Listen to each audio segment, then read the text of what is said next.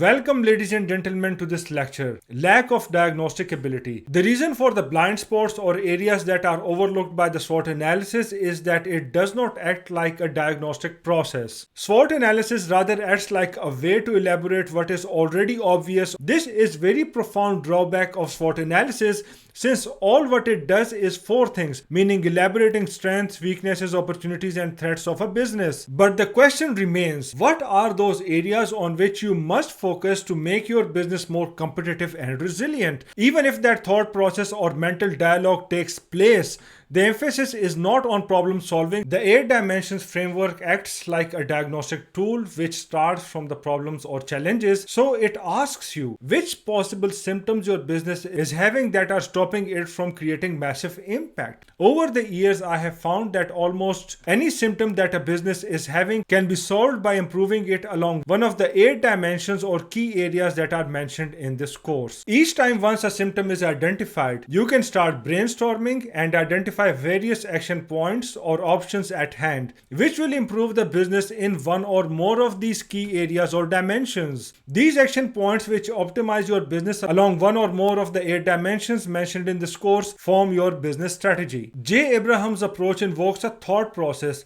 that will help you think along the lines that will far surpass the SWOT analysis. It will also optimize your business during the brainstorming sessions. The strategy formulated in this way will considerably increase your revenue. I know for sure that Mr. J. Abraham's approach works to this day.